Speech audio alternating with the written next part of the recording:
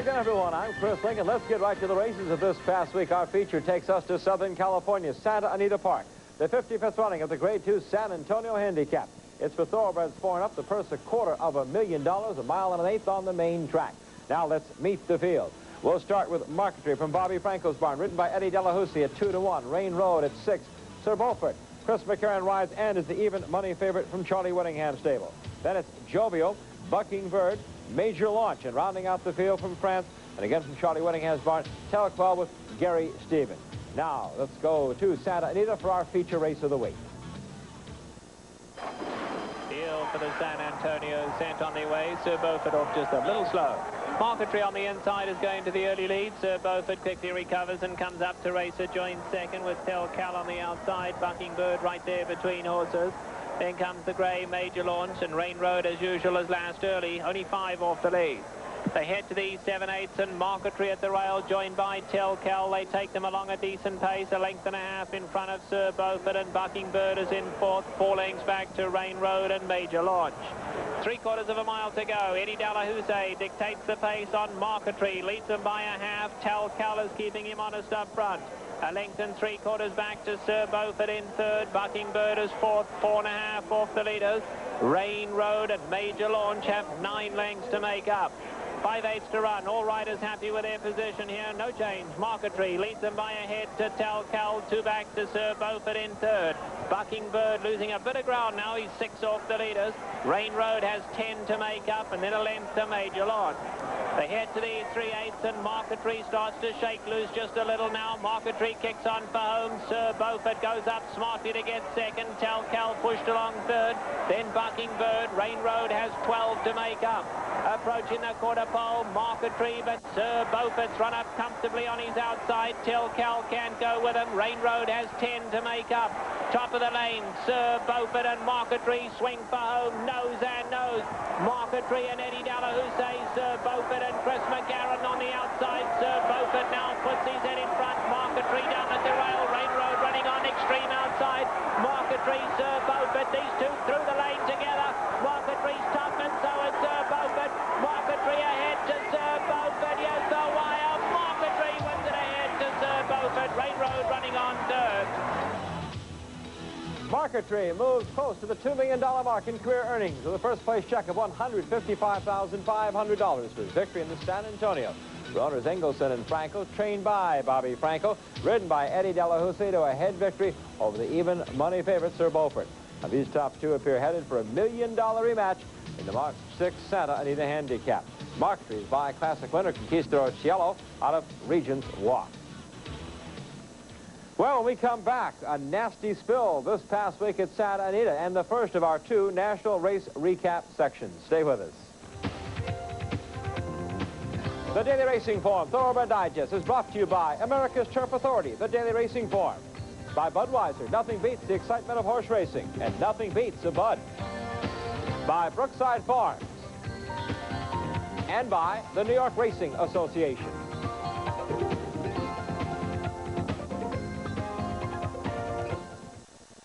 What makes the Daily Racing Form America's Turf Authority? I like the Andy Byers speed figures that they included. Byers speed figures. Yeah. It's the best. The form is very easy to use. It doesn't take long to learn. The turf records, their off-track records. Well, I like to see the comments from the different handicappers. There's really not another paper out there. The Daily Racing Form, America's Turf Authority. So, like I say, it's indispensable. You know, what else can I say? You've got to have it. You've got to have the form.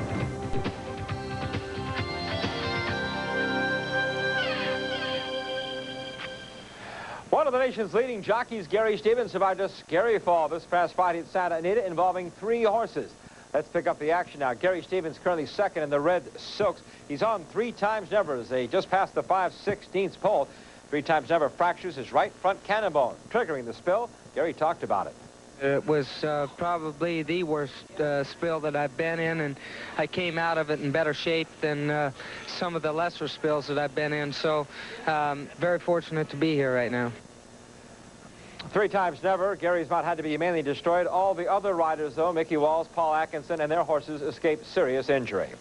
Amazingly, Gary Stevens, with just a little bit of a bruise and an abrasion, was back riding the next day at Santa Anita on Saturday, and he was on the favorite in the Greyman Las Virgenes Stakes for 3-year-old fillies going a mile, a purse of more than $158,000. Stevens mounted this one, the undefeated Likeable Style. He's made the 4-5 favorite, a little bit surprisingly over Hollywood Starlet and Miesk winner, Creaking Board, an outstanding juvenile filly, and the jockey Kent DeSormo. Las Virgenes now from Santa Anita with Trevor Denton. They approach the quarter pole in a Las Virgenes. Cincindrus on the outside of Blue Moonlight. Likeable Style, though, breathing down those first two necks. Creaking Board just didn't fire today. She drops out of it. Heads a turn for home. Blue Moonlight at the rail in Cincindrus, and now Likeable Style is asked to run, and she lengthens her stride. And Likeable Style on the grandstand side now goes on to take the lead as they come to the 16th. And it's Likeable Style, those big, long strides as this daughter of Nijinsky draws clear with her ears pricked to walk home in the last. Likeable Style and Gary Stevens roll home to victory here in the Las Virgenes, making this regally bred filly a perfect 3 for 3. Likeable Style, a Richard Mandela trainee, is a January foal by Nijinsky II out of Personable Lady, bred by her owners, Mr. and Mrs. John Mabey of Golden Eagle Farm. Her next start, the March 7th Santa Anita Oaks, where she'll likely meet up with last year's champion 2-year-old filly, Eliza. As for Hollywood Starlet winner Creaking Board, who finished 5th, winner Bobby Franco reports that she came back with an injury. Well, she didn't come out of the race terrible, but she came out of the race with a little filling in her leg, and we x-rayed it. We didn't show anything, but we'll know in a few days probably what's what with her. She's not lame or anything like that, but she does have filling. And good luck with that filly, Bobby. Now, no major stake at Santa Anita for the 3-year-old Colt to show you, but here's an allowance from last Wednesday featuring yet another sophomore from the powerful Alan Paulson stable. The son of Dahar named Corby, along with jockey Pat Valenzuela, polished off this field with ease. 5/16 to go, and Corby's threatening to run a big one as he runs up alongside of Bold and Lacey. Elkhart pulled off the rail, and he comes with his run too. The real Vaslav is now forced 4 wide, and then Enlightened Energy. They come for home. Bold and Lacey drops out of it. Corby doesn't, though. Corby goes on powerfully for home. Elkhart in second, and then Enlightened Energy and the real Vaslav. But Corby's in full flight for the wire here as he strides away very impressively. Long, loping stride here as Corby, the son of Dahar, puts up in a superb performance and wins it well. This could be Alan Paulson's year to take the roses. He starts off the year with a trio of top 3-year-olds, Hollywood Preview winner Stuka, Yappy, who won the San Vicente, and now Corby, who's been first 3 of 7 career starts, earned over $117,000. All 3 owned by Alan Paulson, ridden by his contract stable rider Pat Valenzuela. Corby's next start, the March 14th San Felipe. Stuka to start in the February 27th San Rafael. Yappy heads north to Golden Gate Fields for the March 7th Sausalito Stakes there. Let's head up to Golden Gate now for another 3-year-old stake, the 4th running of the mile El Chorrito Handicap. On the lead here, the 3-5 odds-on favorite, Los Gatos, undefeated in his 2 career starts. Here's Michael Rona. At the 5/16, Moscados is clear. Moscados comes to the home turn, 2 in front. Jazzin Hot moves through on the rail to second. Scriver is under pressure. Then Tacit Wine, such a quickie and impetuous conquest. Moscados leads into the straight. He's still clear by a length and a half. Jazzin Hot running second. Many lengths away, such a quickie. Tacit Wine, impetuous conquest. Moscados still the leader with a 16th to run. He'll get the mile on his ear. Moscados, an extremely smart conveyance. Rides home about 2.5 lengths clear of Jazzin Hot. Third goes to Tacit Wine. Wire to wire, still undefeated. Harris Farms Los Gatos putting away this field of 3-year-olds like an odds-on favorite should. Winning by an easy 2 lengths under jockey Ray Seville. The Chestnut Colt is from the first crop of Cutlass Reality out of Tomato Sauce and trained for Harris Farms by Carla Gaines.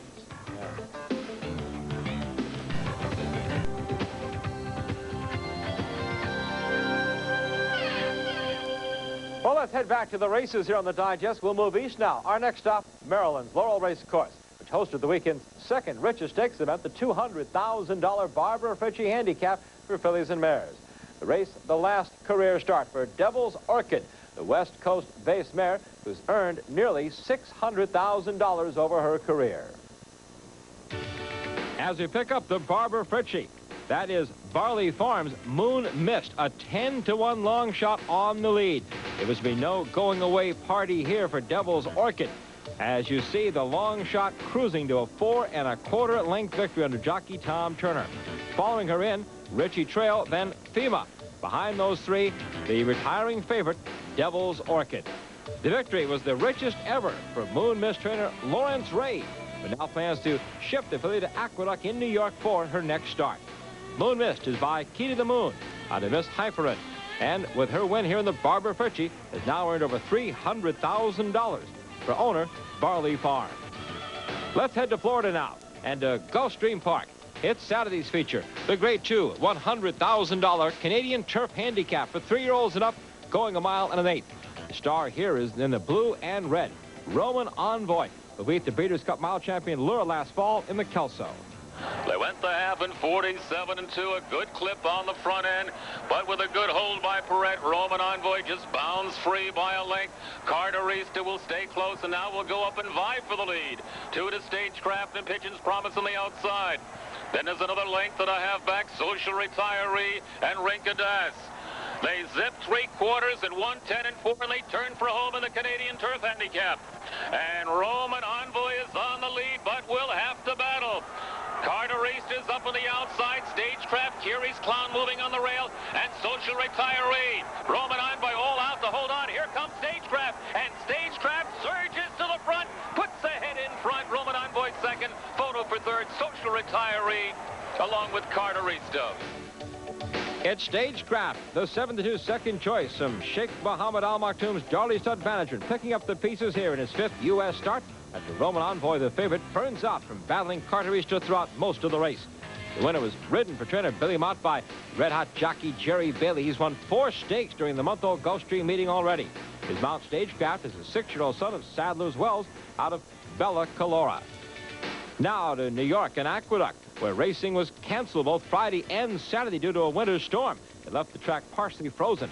But Sunday, things were back to normal. Full card featuring 3-year-old fillies in the $109,000 mile and the 16th Busher Breeders' Cup. The leader is True Affair, who's giving them the slip on the turn. True Affair leads by 3 midway around the far turn. Ensign Joanne second, hot under the collar third. Aztec Hill still 6 lengths from the lead as they come past the quarter pole. It is True Affair who turns for home in front by 3 1/2.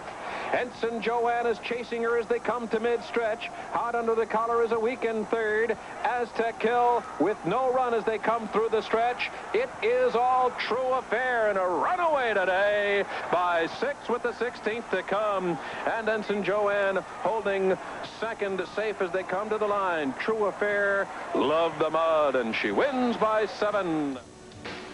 True Affair, a resounding victory here under young jockey Joe Bravo. Time of 1:44 and 1 for the mile and the 16th in the Busher Breeders' Cup. Loblolly Stables 6-5 favorite Aztec Hill finished 5th. True Affair at $12,000. Keeneland Sale Bargain has now earned nearly $300,000. He's by Believe It out of the Damascus mare, a foreign relation, trained by Gary Contessa for Windbound Farms. Well, that's a recap of the racing. Now it's time to give you some information that we hope will help you win at the races. Here's Bob Newmeyer. It is absolutely true that pace often makes the race. So it's our charge as handicappers to try and project just how fast or slow the pace might be.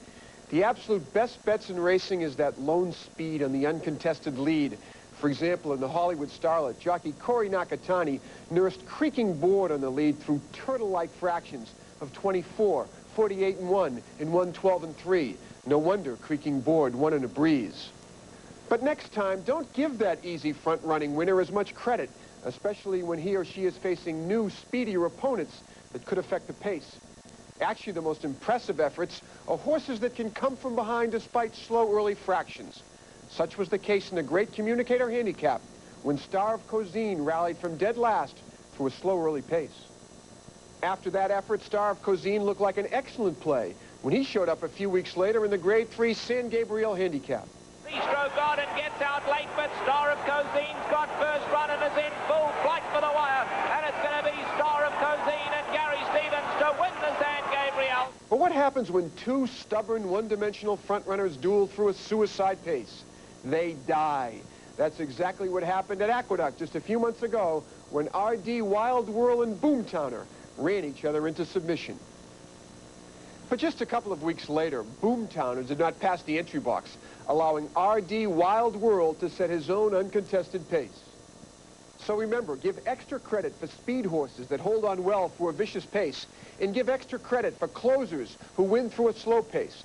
The worst horses to play are front runners that die off an easy pace or closers that fail to fire into a race with a hot pace. Does pace make the race? You bet it does.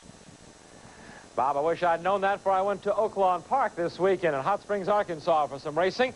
And a bit of a bonus there, last year's Kentucky Derby winner, Lil ET, returned to his home base at Oaklawn in Hot Springs, arriving late Saturday afternoon there.